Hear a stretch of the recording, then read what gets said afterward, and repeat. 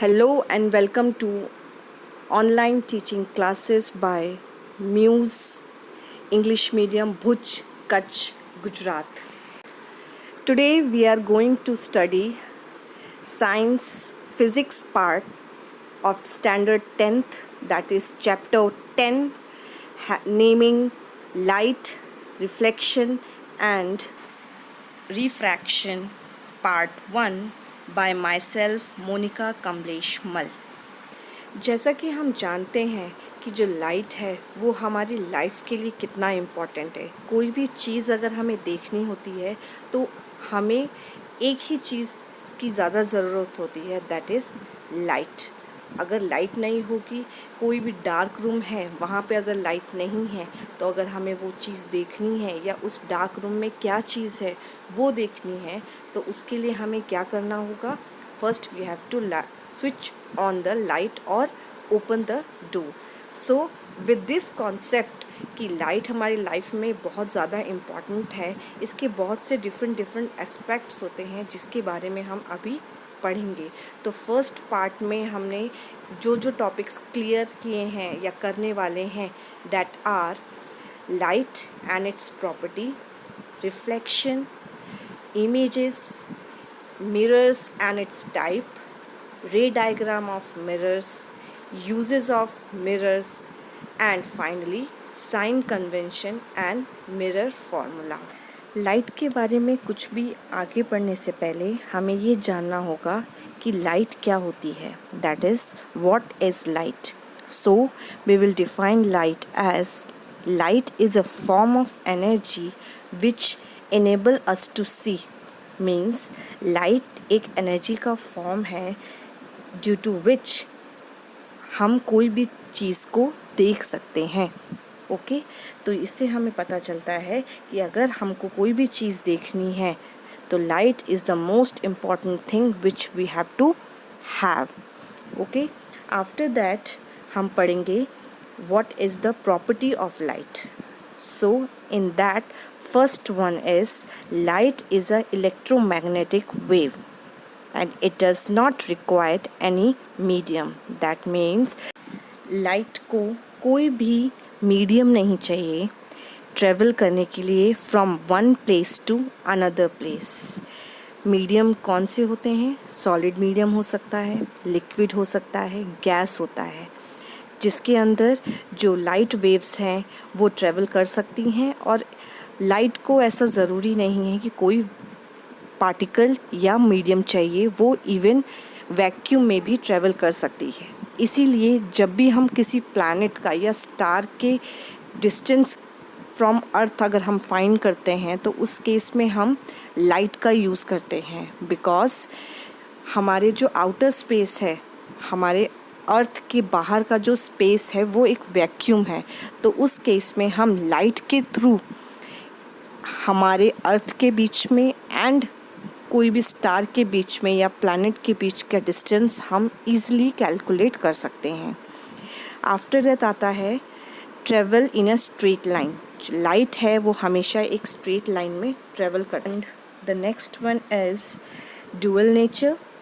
Dual nature के अंदर जो लाइट है उसको हम दो टाइप की स्टडीज़ में डिफ़ाइन करते हैं, एक पार्टिकल फॉर्म में and second one is wave form में. तो इस तरीके से हम कह सकते हैं कि लाइट की दो नेचर्स होते हैं, particle and wave.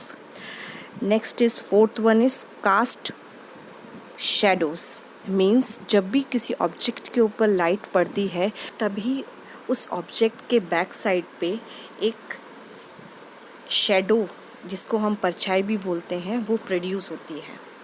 Now fifth point is the speed of the light in vacuum is 3 × 10⁸ metre per second. Sixth is when light falls on the surface of an object, then the light will reflected or reflected. अभी इन दो concept को हम आगे की classes में पढ़ेंगे. इसको जानने से पहले हमें एक मेन इम्पॉर्टेंट चीज़ को जानना ज़रूरी है, दैट इज़ ऑब्जेक्ट और लाइट सोर्स कितने टाइप्स के होते हैं. ओके, तो लाइट सोर्स टू टाइप्स के होते हैं, that is luminous objects and non luminous objects. अभी लुमिनस ऑब्जेक्ट्स ऐसे ऑब्जेक्ट्स होते हैं which have their own light, means like sun, candle, they can produce their own light, so they are luminous object. On the other hand, non-luminous objects are those objects which does not have their own light. For example, moon, light reflected from a shiny surface. अभी मैं example अगर लूँ moon का, तो moon का अपनी कोई light नहीं होती है. जब सन की रेज़ मून के सरफेस के ऊपर पड़ती हैं या फॉल करती हैं, उस केस में जब वहाँ पे वो उसकी सरफेस उस लाइट को रिफ्लेक्ट करती है, उसी की वजह से हम मून को ईज़िली देख सकते हैं. नाउ अभी हमारा जो नेक्स्ट टॉपिक है वो है reflection of light. When light bounces back after striking a shiny और पॉलिश्ड सरफेस, तो हम उसे क्या बोलते हैं, रिफ्लेक्शन ऑफ लाइट. मीन्स अगर मैं आपको सिंपल लैंग्वेज में समझाऊँ तो जब भी कोई लाइट रेस किसी भी शाइनी सरफेस के ऊपर स्ट्राइक करती है और फिर वहीं से बाउंस बैक हो जाती है, तो इसी प्रोसेस को समझाने के लिए मैंने एक स्मॉल डायग्राम बनाया है, जिसके अंदर हम देख सकते हैं कि एक प्लेन मिरर है. जो भी हम हमारे घर में जो मिरर यूज़ करते हैं वो कौन सा मिरर होता है, वो प्लेन मिरर होता है. ठीक है, अभी मैंने यहाँ पे एक एग्ज़ाम्पल लिया है कि प्लेन मिरर के ऊपर एक लाइट फॉल कर रही है, लाइट रे यहाँ पे हमने यूज़ किया है. तो उस लाइट रे को जब उसने एक पॉइंट पे जाके वहाँ पे मिरर को स्ट्राइक किया और वहाँ से वो बाउंस बैक हो. इस डायग्राम में आप देख रहे हैं कि मैंने एक एरो के सामने लिखा है incident ray.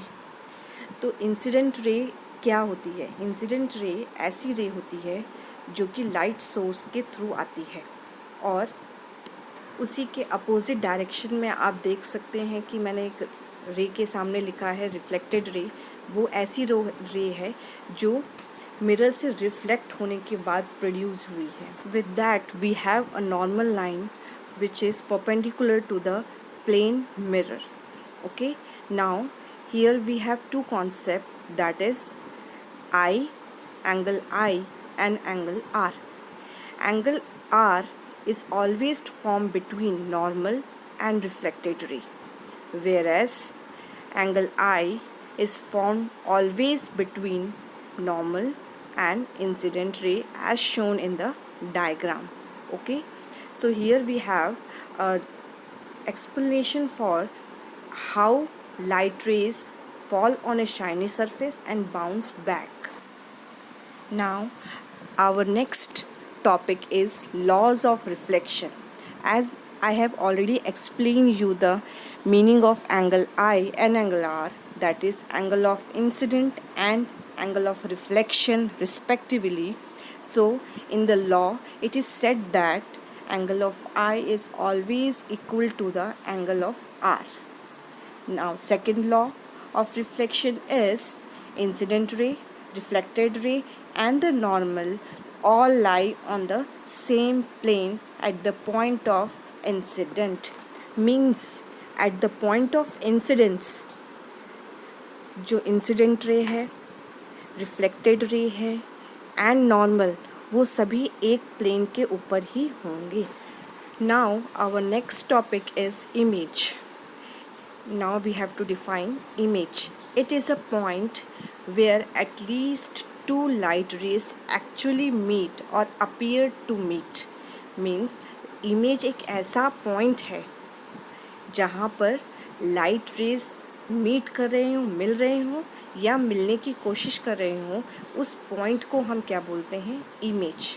Image two types की होती है, real image and virtual image. Real image is formed when light rays actually meet, can be obtained on a screen, and the image is always inverted. On the other hand, virtual image is formed when light rays appear to meet and cannot be obtained on the screen and the image formed is always erect. Remaining part continue in the next video.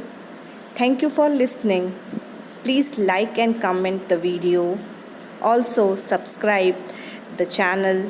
Thank you.